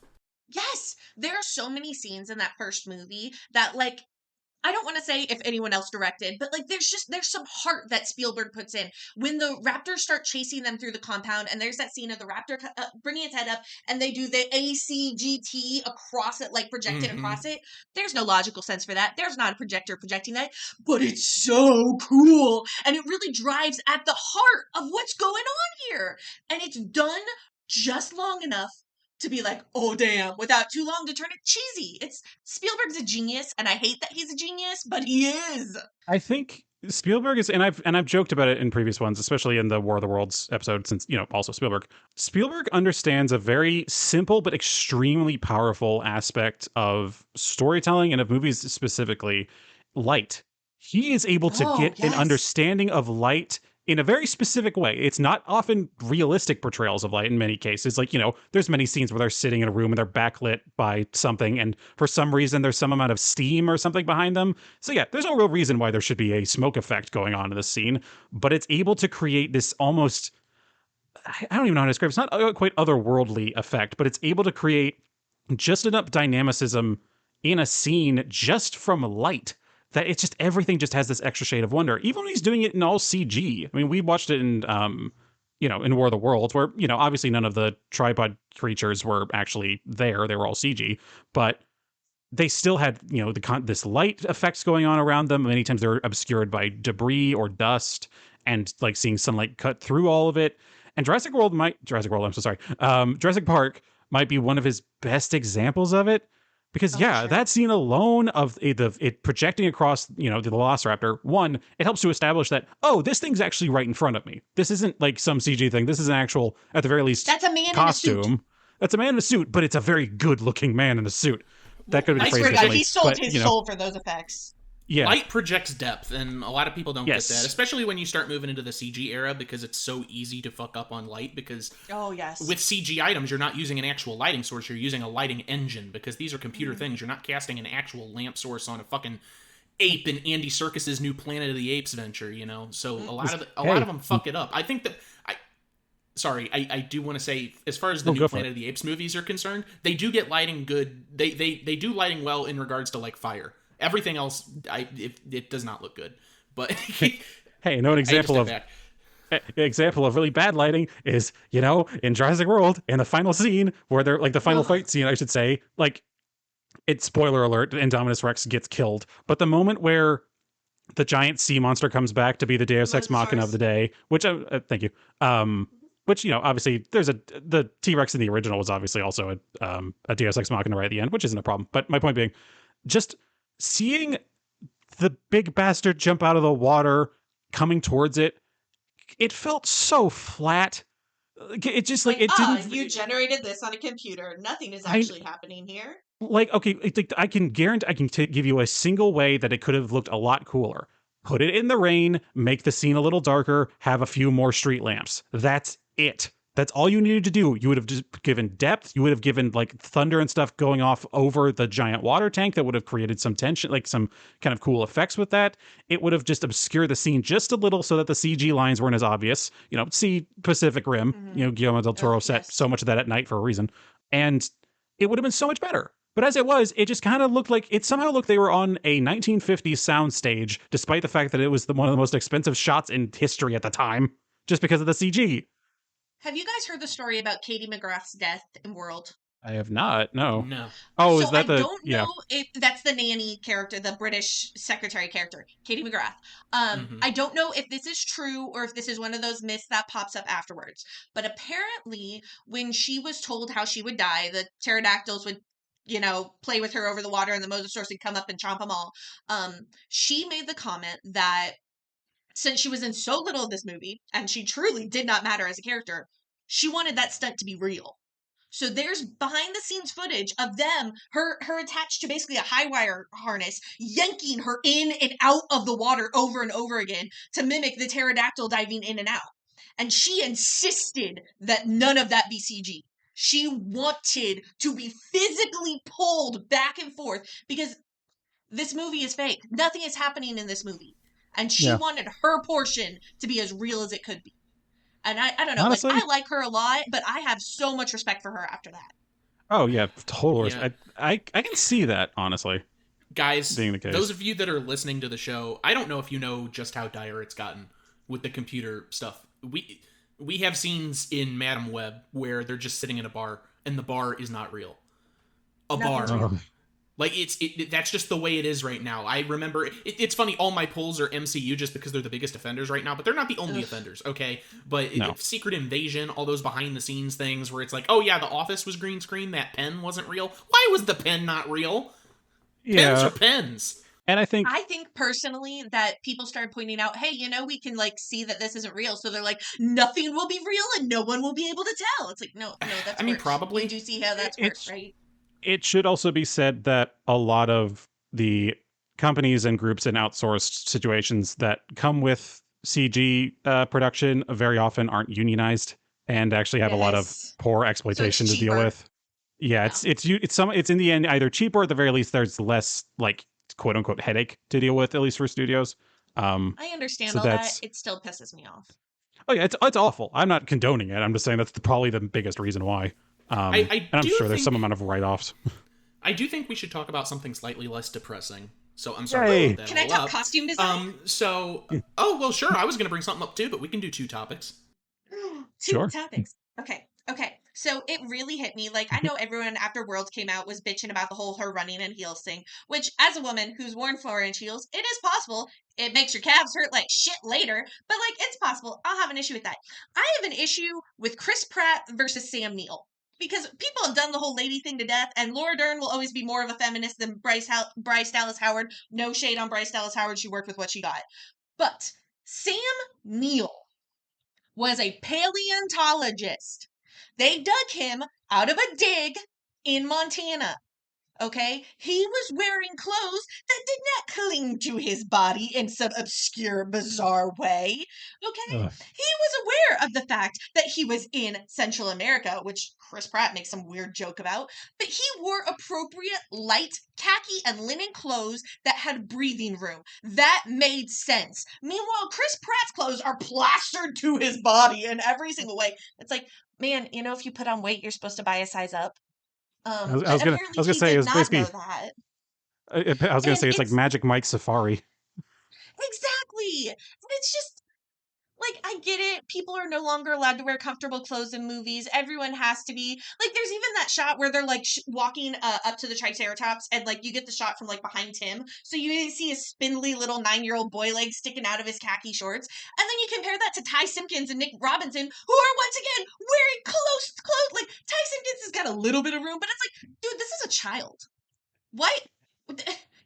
Yeah. The only person in the first one who's dressed illogically is Jeff Goldblum, and that's because he's supposed to be dressed illogically, because that is who Ian Malcolm is. And at this point, guys, I will do the thing you should have known I was going to do. Do you remember that GIF I used to torture you with? Yeah, I remember. Yes. Yes, for reference So- audience, this GIF I would like to describe it. Thank you very much. It's even better from the outside. It's the best thing ever. It is a GIF of there's the scene where Sam Neill's character is leaning on the Triceratops as it's breathing in a labored manner and moving up and down upon it. Except someone has instead replaced the Triceratops with the sweaty shirt open Jeff Goldblum from a scene later in the film. So it is instead Sam Neill slowly moving up and down on Jeff Goldblum's stomach as if listening to the inside. It is a bit. I don't really have words to describe it, and as many times. And the fact that we have been basically, on multiple occasions, near held hostage by our good friend Stephanie with the amount of time she has posted it to either a group chat or just shown it us on her phone. I used to just wait an amount of time. It could be a day, it could be 4 months, and then just post it when nothing had been posted in a while and make everyone look at it again. Yeah, but also she's she would trick me. She would have her phone. No. She's like, oh, look at the development on the war in the Middle East, and then I'd look at her phone and it's the GIF. I'm like, she got me. She Goldbloomed me. It's like Rickrolling, but with Jeff Goldblum and Sam Neill. It brought me so much joy. And I love that Jurassic Park, it did the thing. There was a sexy character. It was not Laura Dern. It was Jeff Goldblum. I'm kind of surprised. I'm kind of surprised there wasn't more sexy characters in Jurassic World. I know it's meant to be Chris Pratt, I think. Either They're that or all Bryce Dallas Howard. That's how movies are cast now. They're all. That's fair. That's extremely fair, Jacob. People don't look like people. No. That's... Yeah. Which I'm not going to talk too much about Dominion because you guys know I have very strong opinions and I don't want to get into that. But even when they brought in the original trio for Dominion, they glossed them and messed them up. They don't even look like themselves. Jeff Goldblum walks on the screen and you're like, I know that is, what's wrong with his face? Why doesn't he have any lines? I know Jeff Goldblum has lines. I like Jeff Goldblum's lines. That's part of who Jeff Goldblum is. What? I can practically hear the salivating. Hey, I do not salivate over Jeff Goldblum. I worship him. It's different. Well, I think part of that just has to do with the general prettification of Hollywood. I know that we've talked I've talked in the past about how we definitely. Kumail Nanjiani is steroided up for that Eternals movie, and it's like, what did they do to you? It's just the way that the world kind of works, and Jeff Goldblum's had that sexy grandpa thing going for him for a while. I've seen those fucking hotel insurance whatever commercials he does. I was gonna say the apartments.com or whatever. That's exactly what it is. And he's in a supervillain's lair. Where is this in reality? Have chest hair. Now they're making them all wax. I like my men real. I like them hairy. All right, so I want to talk. I want to talk about the important themes of the movies, and that's something that I think is pretty well overlooked. But the most important theme that Jurassic Park and Jurassic World both have going for them is divorce, and I think that this is a very important and not at all depressing topic. Are you serious right now? Yes, that should be explored. Once. It's a very important topic that should be into the movie. That should be allowed the movie to occur, and well, I mean that's the reason that the grandkids are even on the island is because but they fucking mommy's hashing something out. Yeah, they know sure. Their grandpa. They might have been there, whether or not mom and dad were getting divorced. Yeah, but you know what? I know for a fact that John Hammond's son-in-law brought that up in the court hearings, or at least brought it up behind the scenes in the settlements. Oh, you want full custody? Does that mean they're going to get to see your crazy grandpa that took them to Death Lizard Island? I think that I'm getting full custody. This is This is important, people. Oh my god. But the main reason I brought that up is just because I thought it was so weird. Because again, I know it's not a major plot point of Jurassic Park. It's there, but it's barely there. It's weird that it's also in Jurassic World and that it's a bigger plot point. It's just weird that I feel like it's weird that they crossed that twice for their sequel that is essentially the Last Jedi or The Force Awakens, I guess, of the Jurassic Park saga. It needs to be said, it is not a plot point in World. It is a, at best, character motivation, and that is it. That is true. So I'm pretty sure it's been a while since I read the book, but I think that's also in the book, the whole his daughter's going through a divorce. But I think I think the reason they kept that though is because having Richard Attenborough as John Hammond, you need a really dramatic entrance. And the helicopter over the dig site and him popping the champagne, that is such a John Hammond entrance. Having him hanging out in the mine with the lawyer is not. Oh, no, what I was saying is I was wondering why they kept that as a running theme into Jurassic World. Like, because you've got two brothers that they've established hate each other, so how do we make brothers love each other? You're leaving me! No, I'll never leave you! But it doesn't... The threat of death, I figured, would be enough. The problem is that we have pairings of kids well, not all, but in a lot of these other movies, and well, I say a lot, I guess 2 movies before this one, we have kid groupings, and we didn't need this dynamic, especially because it doesn't go anywhere. I think that Jimmy Kimmel's character arc is stronger than the 2 boys liking each other. So that was my main curiosity.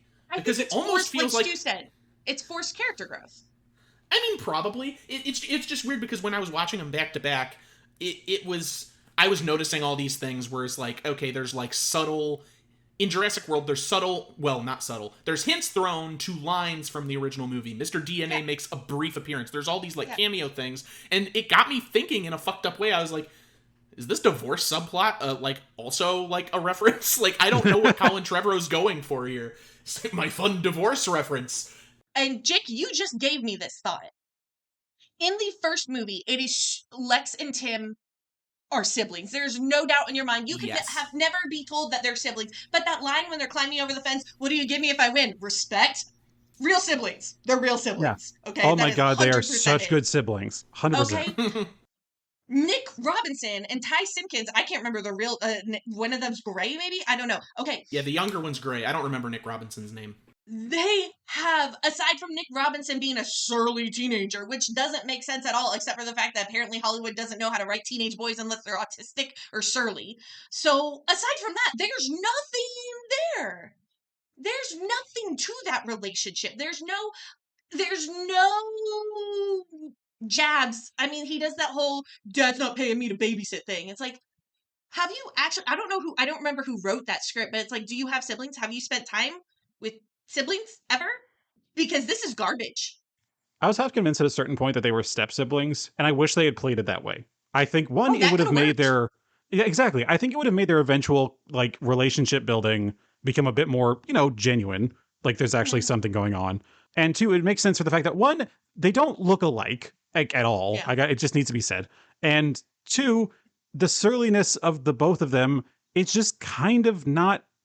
It doesn't make sense otherwise. And I know there are sibling relationships that are sometimes just like that. Like, I get it, but it just, for the sake of a film, it just seems unnecessary unless you wanted to create a better dynamic with it. And see, now that you've said that, that's going to rattle around in my head.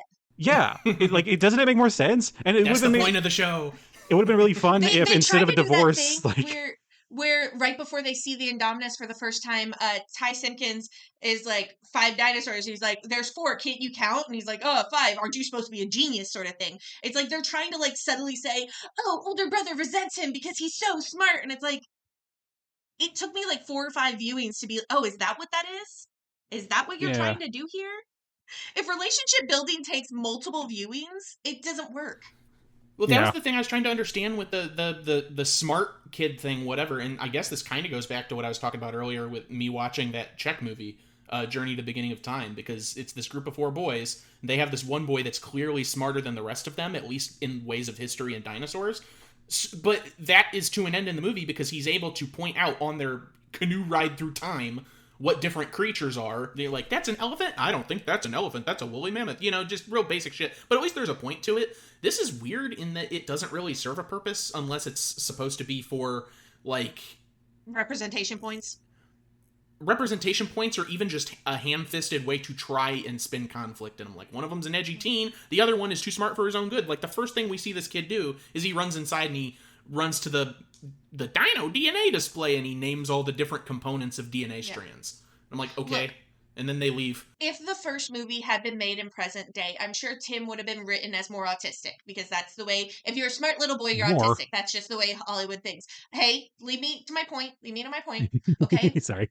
Tim is reading college level text on dinosaurs. That book by Backer exists. It's dense, and he's read it. Okay? But there's a point to that. Colin is very much, he is not a father figure. He is not an action hero. He's just a college professor. That is all he is. Okay? Mhm. And that you go throughout his interactions as he and Lex and Tim get stuck out in the park and travel back to the center and everything. You get that sense of wonder again when they see the Gallimimus and he's like, look at the way they flock together, like a flock of birds averting a predator. And Tim's like enthralled.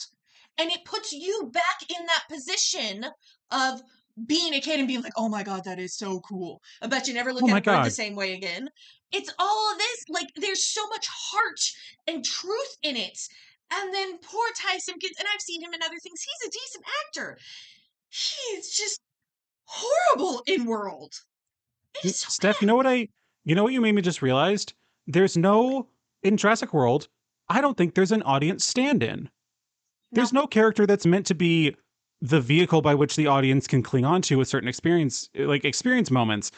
Everyone in that is some form of archetype or otherwise forgettable character. Meanwhile, Jurassic Park has like 2 or possibly 3. We have obviously Tim, and arguably we have, Alan Grant as kind of like, he himself has moments of wonder as well. And then possibly even Richard Attenborough with just the level of passion he has going on. Oh, yeah. It's I didn't even think about that until now. That, The stand-in was Wayne Knight. Yeah. That's fair. And speaking of Richard Attenborough, he made me... Oh, please finish your point. Oh, no, it was just the fact that I realized, like, yeah, there's a reason there's so little heart in Jurassic World. It's because they didn't even take the time to let the audience project onto a character, or even to any particular experience. Shit's just happening. With the wonder moment, that wonder moment is what cemented, even though Lost World is weird, even though 3 straight up sucks, there is that moment of wonder in both of them where you realize, like, oh my God, that is still so cool. So, like, the sequel trilogy never does that. But there's a moment in Jurassic Park, and I latch onto it on every rewatch because I love it. That scene of John Hammond and Ellie Sattler eating the ice cream with the lights low, and once again going back to Spielberg with the lighting. Oh my gosh, the lighting in that scene is so cool. He's talking about the flea circus, right? Okay, and you realize in that moment, I don't know if everyone realizes this, it took me a very long time to fully realize this, even as he's talking about control and next time, he's not doing it for money. I mean, his key line is spared no expense. He doesn't give a shit if he goes broke doing this. He wants to entertain. He is the vehicle of joy. He wants to see that look on every person's face that, oh my God, there are dinosaurs. He wants Alan Grant with his head in between his knees because holy shit, this is happening. That is John Hammond's motivation. When you get to World, the motivation is money. There's Bryce Dallas Howard doesn't even acknowledge them as living creatures for most of the movie, which, love her character sucks, straight up, okay? But there is no, we're doing this for a reason. There is no joy. I keep saying it, but I can't get over it. Which, my God, did this movie just kind of become self-referential? Yes. Because, like, man, the more you delve into it, the more it's just like, there's just a mirror in here. It's just looking at itself. This is Narcissus the movie. Well, that's the thing too, is that I don't really care for or identify with most of any of the characters in World. I could say that with most every character in the original Jurassic Park, even if they're meant to be antagonistic or the villainous stand-in. Everyone has their points to some degree. I mean, the thing about John Hammond as well as a character is that obviously, like you were saying, he wants to entertain over everything else. But a lot of that, I don't think a lot of it comes from, like, the joy of entertaining, but a lot of it comes from ego and the narcissism of being the one to entertain. That's why they make such a fine point of the display that he puts on with himself in the theater. The fact that he has to be present for every egg hatching. There's, like, thousands of dinosaurs on that island. You're a maniac. Like, he is an egotist, which is the primary problem. It's, not wanting to admit when he's failed. We're gonna get it next time. He does like to be a showman and put on a show, but only if he can be the one to do it. And the fact that he did spare, in fact, every possible expense. Don't Don't. Do you want to talk about Nedry? Because I got shit to say about Nedry. If you'd like to. Look, the line is, do you know anybody who can network this many machines and debug 2 million lines of code for what I bid for this job? Bid. Do you know how job bidding works? Yes, you do, because you guys are adults with jobs in industries that do this sort of things. He said, I can do this job for this money.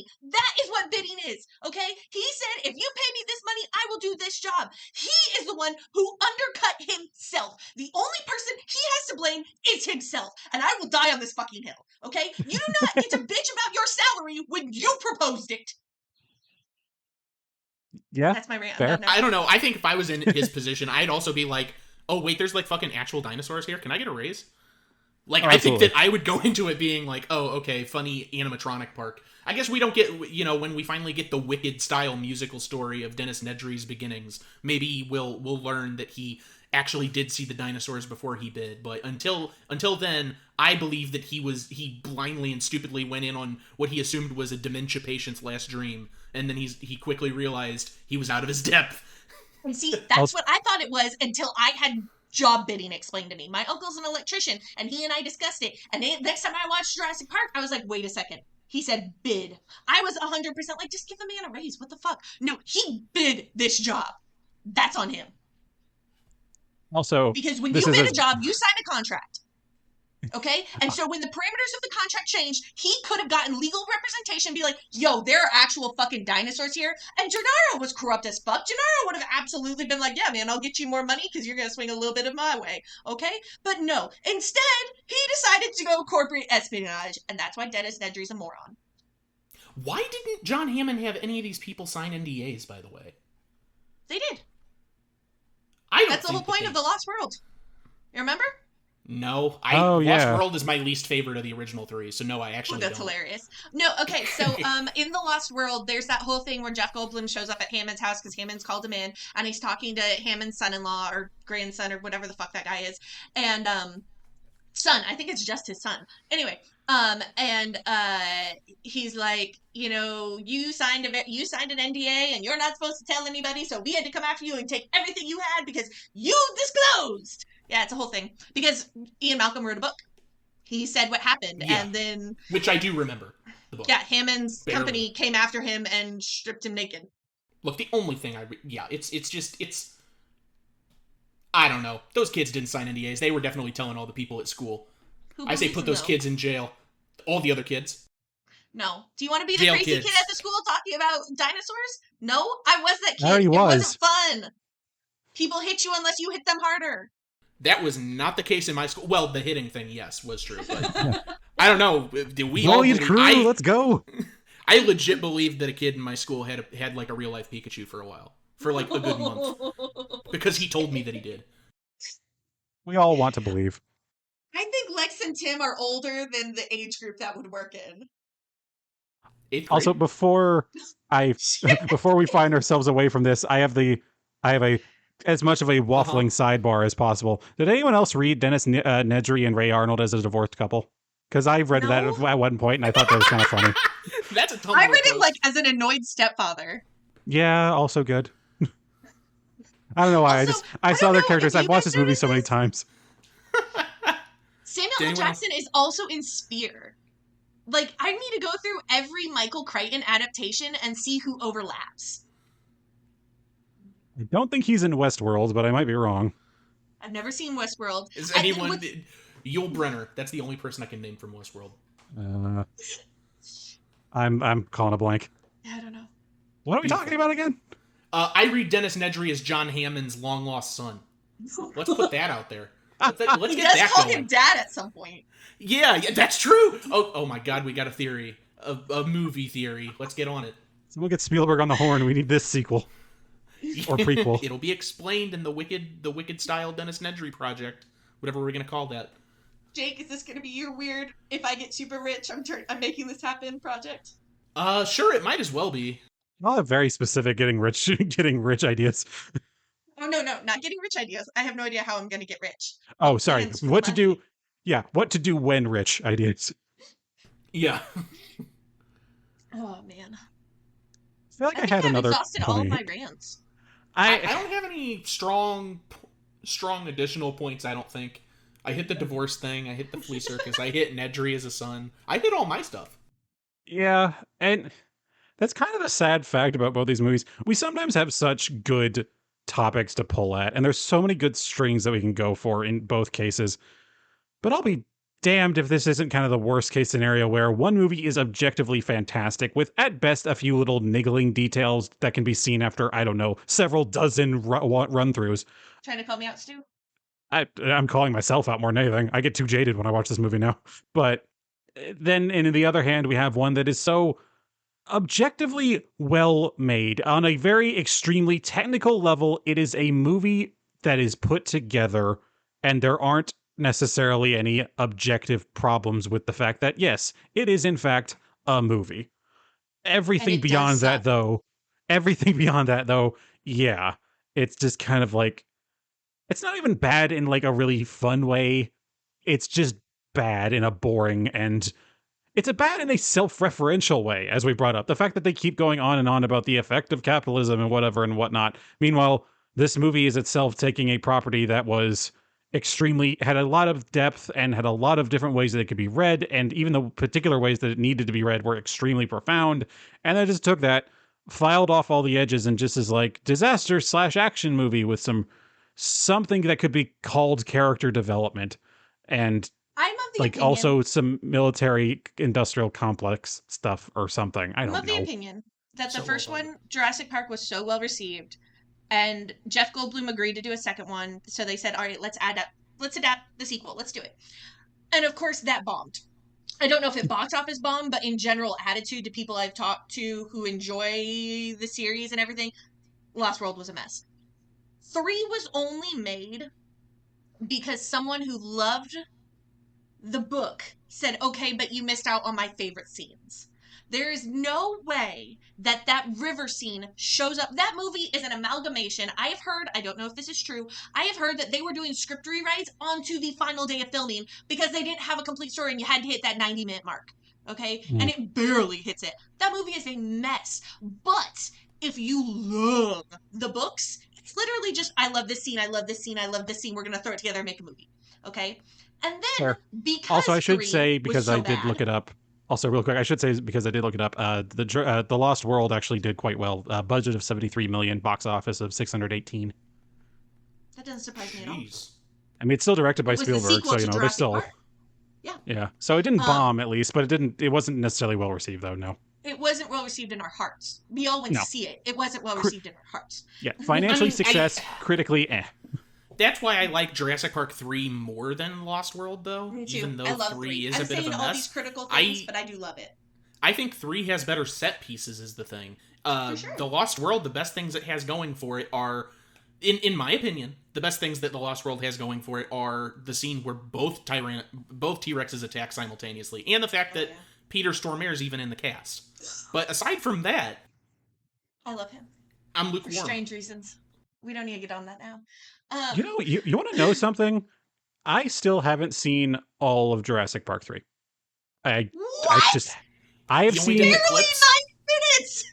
I've seen bits of it. I've usually just gotten bored and either left or I just had to go do something else. There has never been a Stuart, point where we I've lived actually together sat. for like 3 years. How did you never sit through that movie? I don't know, man. You were usually watching Criminal Minds. That's not true. It's Forensic Files. No, but so I think the last thing I'm gonna say on all this before I need to like rein it back in, because I'm revving myself up and I gotta go to bed soon. I created a drinking game for all 6 of these movies because each movie has its own ticks. So you need a different game for every single one of these movies. And if you play the original trilogy with me, I can be in the other room and not hear the movie and tell you when to drink. Because I know these movies by heart. I adore them. And I am very unhappy with the sequel trilogy because they took a very, very scary. These movies scared the shit out of me when I was a kid. I actually Oh, yeah, did not it needs to see be said. past the velociraptors in the kitchen until I was like 17 because I would get so scared that I had to leave the room. I did not see the end scene with when dinosaurs ruled the earth floating down in front of Roberta until I was an adult. Like, damn. Fair. It And does need to be said full outright that the first one especially, it's scary. It's like the oh, moment where absolutely. the lawyer guy gets killed by the T-Rex, like holy shit, like that's haunting. That was the moment when it switched from a fun adventure story to a thriller. You're like, you knew it's coming. As soon as he says, well, we clocked the T-Rex at 30 miles an hour, you know it's coming. Okay, there's no way they're just going to throw a T-Rex in there and be like, Park was really fun. Like, but that was the moment when she chumps Gennaro. It's like, oh shit, it's getting real. The most emotionally impactful scene in Jurassic World is seeing Jimmy Buffett try not to spill his margaritas. I mean, I think the most impactful scene is when Jimmy Fallon dies on screen. He doesn't die. The screen just goes black. Damn, it's implied, and that's all we can hope for, you know. That is all I have. Yes, that's all I've ever hoped for. I think it can be pretty easily established at this point, folks, what our favorite movie is here and what our least favorite movie is here. I feel like if you haven't been listening, maybe go back within, I don't know, 2 minutes, just like earlier than this, and that you'll get enough evidence. Like it's so painfully lopsided this time around. My God. Because the talk of Jurassic World was kind of a dogpile, I guess I should say right at the end, Jurassic Park is my favorite of the two. I think it's great. I think it still holds up. I think I have it like a 4.5 stars right now. It's a very good movie. And as far as Jurassic World is concerned, I actually don't think it's bad. I think it's mediocre. Yes, which exactly. It's bad in comparison. Debatably works. Because I think it has cool ideas in there. Like the Chris Pratt like dinosaur whisperer thing, I think could have been handled better. I think it's a good idea. Same with like the genetic stuff we were talking about earlier. Like, you know, if they rewrote things or if they took things in a different direction, they made things a lot more dire than just bringing in like the military scary monster thing. Like, I think that there's kernels of stuff in here. It's just overall kind of dull. They should have just jumped the shark that's and the done. problem. They should have jumped the shark and done the human and dinosaur hybrids. I'm just saying. I think it's stupid, and I think that's the only thing. Stuart, it's the only thing that could have salvaged this. Stuart, we've been fighting about this our entire friendship, and I am not doing this again. We're going full Alien 3 with this? Burn it all down. The problem, Jurassic World is a fine movie, and it's even bearable to watch. You know, okay, fine, put on an action movie. Yeah, we can watch Jurassic World, but when you start comparing them, there's nothing to it. It's such an easy podcast. Mm-hmm. Exactly. Yeah. I mean, it's Spielberg versus basically anything. But I mean, Spielberg in his heyday, I should say. Yeah, that's true. They certainly get worse from Jurassic World all the way down. I mean, we're recording this almost a year to the day before the next Jurassic World movie is supposed to premiere. So we're getting in on it early, baby. Oh, also, I'm going to say this. If your listeners were fascinated by my random rants and want to hear what I have to say about Jurassic World Dominion, I got a lot to say. That's just Are we just gonna have a new segment where Steph just has a little side thing of ranting about particular things in our episodes? Because you've been texting me being like, you know, giving critiques to certain moments in our episodes before. Stuart, we're not doing this. I promised I would not get too crazy, and I'm not going to rant too much. I've done it. We don't have to do that here. We'll just give you your own dedicated space. Where it's we'll have a new series of episodes like They Remade It Again, where it'll be 30 minutes of Stephanie telling us why we're wrong about something that she listened to. Like she listens to the Secret of Nim episode, and she's like, "Look, I got problems." So potentially be on the lookout for this miniseries because this sounds hilarious. It's just our YouTube channel again, where I'm just yelling at you. I regret nothing. I will listen, but I will not take back anything I've said. Same. Agreed. Guys, we've been friends too long. I know you won't take it back. I'm still going to tell you you're wrong. Friendship. Yeah, we've now come to the section of this where at least in recent episodes, have been asking little fun hypotheticals relating to the films. Yep. So I actually have one for the both of you. It might be a semi-obvious one, but you know, I'll let you kind of roll it around in your minds for a moment. You know, in lieu of it, like, you know, in the vein of we get rich and then we do something with it. You have an infinite budget. What kind of crazy theme park do you make? Ooh. I will let you think on it because I do have an answer already for once. Sure. I would recreate Atlantis. I would make an Atlantis that is above on the surface, and people get to clown around and have fun with that. And then every so often, probably not a once a day thing, but like, I don't know, once a month, maybe once to shift over to the season, people then get to take part in it sinking and get to watch it, like, be on board and be like in a safe environment where they get to watch it like catastrophically sink, quote unquote, and then just for another period of time, it's just underwater for a while, and they get to have, I don't know, like new events and stuff. It basically just becomes a city-sized aquarium at that point. I'm glad you have infinite money to build this because you're not going to make any money on it. Yeah, no shit, man. I said you'll get a ton of people to see it, but the maintenance is going to be insane. Oh yeah, no, absolutely. That's why I said infinite budget. I don't give a crap about feasibility here, man. I'm doing it for the silliness. But yeah, that is my idea. I would love to do that. I guess. What would I do? You know what? It might be obvious if you know me, but given that the Simpsons section of the Universal theme park is going away and they're replacing it with Pokemon stuff, Simpsons needs to go somewhere. I would build a replica Springfield. It would have everything in there, from the gorge to the dam to Aztec Theater, the Googleplex, literally everything in this makeshift town. And there would be barely any rides or attractions because it's just a town. But I would do it. Fair. I didn't know they were doing a Pokemon thing. That's kind of fun, I guess. It's been in the works for a couple months now. Because that was going to be my answer. Well, the Simpsons world is like this, and especially the Simpsons ride is over a decade old at this point. So, I mean, it used to be Back to the Future before they made it Simpsons, and now they're taking the Simpsons away because, you know, the Disney deal felt that there's no reason for Simpsons to be at Universal anymore. So they're replacing it with Pokemon, is what I last read, because of the Universal and Nintendo partnerships that have been going on. Well, you can still do Pokemon, just do something crazier. Yeah, better than them. Okay, so look, I don't know if you guys remember, but up until Unova Gen 5 came out, all of the regions were supposed to be connected. Mm-hmm. Mm-hmm. And so I kind of had this map in my head, you know, a la Disney World, the Magic Kingdom, you know, all this kind of, all the regions connected, because all the regions are influenced by actual real areas, so it's super easy to like build them up. Yeah. Johto's Japan, all this, you know. But then once you hit Unova, it gets a little tricky because Unova is the Southwest United States, Kalos is France, Aloha is Pacific Islands. It doesn't work as well anymore. But also there are a lot of really cool things in the later gens, and God damn it. I still haven't played the Scarlet Violet games, and everything I learn about them makes me angry, and I know I need to because I can't stop playing Pokemon. I'm 8 generations in. I can't stop now. But so are you building a Pokemon theme park? I guess. If I still have money after the World War Z adaptation. Oh, okay. I was just trying to figure out. I was like, it sounds like you talked yourself out of your answer to Stuart's question. You're like, I was going going to say, like, wait, was there? Okay. Wait, you could do a World War Z The main theme park. thing would be that all of the gyms would absolutely be there. And I have this. Do you guys remember? I know we've talked about it. Did you guys play Ruby, Sapphire, Emerald? I did. Yeah, I stopped at Diamond Pearl. I was around since the beginning and then stopped at 4. Same. Do you remember the fire gym, Flannery's gym, the sauna? Yeah, it's one of the best ones. Vaguely. Again, it's been a while. I have this in my mind, like, you could totally build that. If you had enough money, you could totally fucking build that. Oh, yeah. It's like, just build a little mountain sauna town. That'd be fun.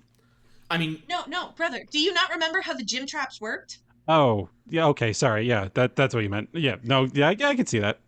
Ridiculous. But God, I kind of want to do it. You would make a lot of money from selling. I have no idea how this would work. Selling or putting people up against gym leaders to get gym badges, and you'd make a lot of money the same way that the parks make money on those Harry Potter wands that are interactable with the environment. I think you could easily make your money back. I would absolutely. There was a year when my younger sister almost bought me. She didn't get around to it because money got tight. But she found my copies, because, you know, with younger siblings, we each had our own copies of the games. She found my copy of Sapphire, my copy of Diamond, my copy of Black. And I'm the same way I restart games. And she was going to give me gym badges based on how many badges I had left in those games. Oh my God. She was telling me about it in like February. And I was like, and why didn't she? Yeah. And then she was like, well, you know, now that I've told you about it, I can never do it. And it was like, I hate you. You're the worst. I mean, that is how it goes. I feel the same way. Yeah. It's like, well, now the magic's out of the bag. It won't be fun for me, so. Sorry. And she, every once in a while, she'll be like, hey, you remember that gym badge thing? Yes! Oh, okay. If you said no, I would have done it for you this year. You gotta say no next time. I always forget. I get so excited when she brings it. You're playing your hand. Yeah. you're diving into it too easy. Best, guys. That's fine. Might I jump into socials?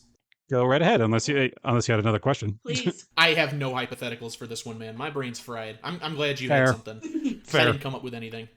Yeah, no, that's all I could possibly have done. I'm about as right as you are, I'm sure. So go ahead and follow us and subscribe on any of your favorite podcasting platforms. We're on things like Apple Podcasts, Breaker, Podbay, Podomatic, Stitcher, iHeartRadio, YouTube, but we're hosted by Spotify for podcasts. Thank you, Spotify. I guess. Go ahead and send us an email, theyremadeit@gmail.com, with suggestions for future episodes you might want us to cover. We're always listening, and we have taken suggestions in the past. Things that you like, things that you don't like that we're doing. Maybe we'll make a mini-series about you where you complain to us about the episodes that you've listened to. Or if you just want to email us and say hi, that's also fine as well. And go ahead and follow us on social media platforms. We are on Twitter, or X as it's called now, and we're on Blue Sky, at It Remade and They Remade It, .bluesky.social, respectively. Go ahead and follow us there for updates on when episodes are going live, posters for things that we might be covering in the future, posters for game art, books, movies, whatever we've been engaging with in the interims between episodes, and full circle diagrams that I put together regarding people that we've covered on the show more than once. And that is it for socials. Ran through that like rapid fire that time. Goodness. Occasionally I'll stumble, but I mean, I've been doing this for years now. It's almost rote. The thing that trips me up is when another podcast platform shuts down. When it's like, oh, Google Podcasts doesn't exist anymore, so I can't include it in the outbrief. Or when Stitcher shut down. It's like, well, I can't mention Stitcher anymore. So And God rest Anchor. Oh yeah, Anchor. Oh, Anchor, you got bought out in your prime. Yeah, that kind of that gives you the whole gist of it, Steph. What's your impressions? Rate us out of 10, perhaps. Me? Yeah, I mean you're the guest. Yeah, sorry, we should have given you a questionnaire. Oh. Yeah, that's what guests do, is they geez. rate how we did at the end. Apparently. Oh, okay. This is me at this every episode social interaction. Okay, so guys, I hate to break it to you, but I was definitely the highlight of this episode, and I would never rate myself anything lower than a 6. Oh yeah, I mean, Oh, come on, people, like, why do you think we brought you on? We realize we're stale. You guys are not stale. Jeez, Stuart, I say this every time we have a conversation. We need to work on your self-esteem issues. I have no idea what you're talking about. I do not recall. Are you still No. Are you still bleeding? You know, I should probably get a proper bandage. Stuart. I'm fine. It's a scratch. Oh, jeez. But no, this was super fun. And honestly, guys, like, as much as, I love talking about movies. And it's even gotten worse since, like, leaving college. Because, like, as much as the roommate was an asshole, like, he really got me into thinking about movies critically. And I just don't have this outlet anymore. I've tried with a couple new friends, had guys over talking to them sort of thing. And then I get on about movies and they're like, yeah, I don't know who that is. I'm sorry. You don't know who BD Wong is? How do you not know who BD Wong is? I love BD Wong. I don't know Asian actors. Have you seen Jurassic Park? He was in Mulan, asshole. He was. I always forget that. But yeah, so it feels really good to talk about these things. Like, I don't know. I thought this was a lot of fun. Yeah, this has been really good, and it's a travesty that we haven't brought you on sooner. Yeah, you're always welcome back. Don't even get me started. I think we're only getting better at 3 people, so. Yeah. And then, hey, again, joking / not joking of look out for, Steph's, side series of ranting at our opinions. Look, you guys have a lot of really good things to say, but you also have a lot of really dumb things to say. And that's the show, ladies and gentlemen. That's the whole damn shebang. As always, I'm your host, Stuart. And I'm your host, Jacob. You might hear from me again. Oh my God. God help us all. I mean that in the most loving way, Stephanie. It's awesome to have you here. Ayo. Thank you very much, y'all. Night.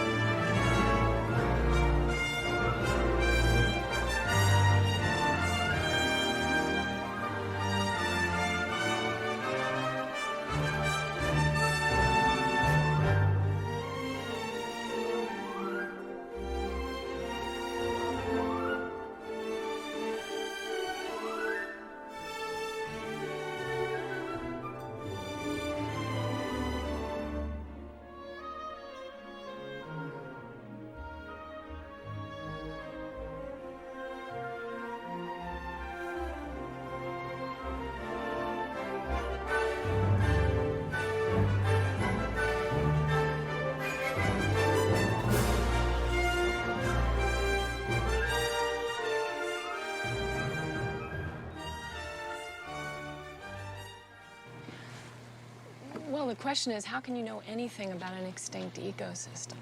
And therefore, how could you ever assume that you can control it? You have plants in this building that are poisonous. You pick them because they look good. But these are aggressive living things that have no idea what century they're in, and they'll defend themselves violently if necessary. Dr. Grant, if there's one person here who could appreciate what I'm trying to do. The world has just changed so radically, and we're all running to catch up. I don't want to jump to any conclusions, but look. Dinosaurs and man, two species separated by 65 million years of evolution, have just been suddenly thrown back into the mix together. How can we possibly have the slightest idea of what to expect? I don't believe it. I don't believe it. You're meant to come down here and defend me against these characters, and the only one I've got on my side is the blood-sucking lawyer.